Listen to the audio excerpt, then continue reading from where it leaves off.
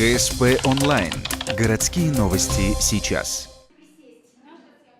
В Ухте проходит форум молодежных советов.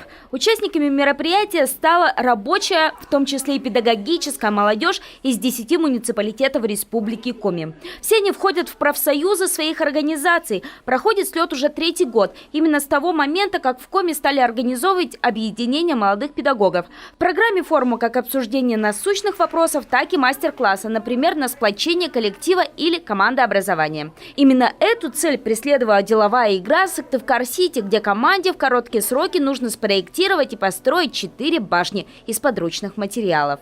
Безусловно, для того, чтобы участники наши объединились, для того, чтобы они вот на все это время работы, 3 дня работы форума, смогли почувствовать себя уверенно и проявить свои лидерские качества, мы должны создать такую ситуацию, в которой они объединяются в команду, анализируют свои ошибки, умение работать в команде и, собственно говоря, выходят из ситуации комфорта, помещаясь уже в определенные условия и находят способы выхода из этой ситуации.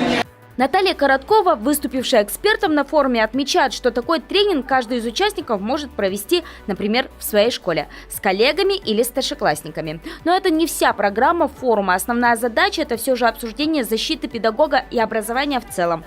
Например, часто новоиспеченные учителя сталкиваются с рядом проблем. Это и адаптация к работе в школе, и правовые аспекты профессиональной деятельности. Частично эти вопросы помогают решить профсоюзы. Популяризировать идею вступления в союзы помогает и конкурс проектов, который проходит в рамках форума.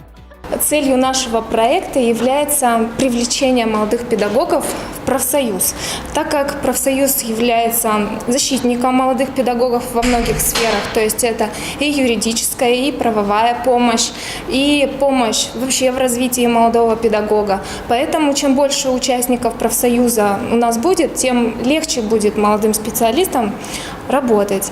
Поэтому мы решили создать мобильное приложение, в котором соберем всю информацию, что это такое, для чего это нужно, как этим пользоваться и так далее. За победу в конкурсе будут бороться более 10 проектов.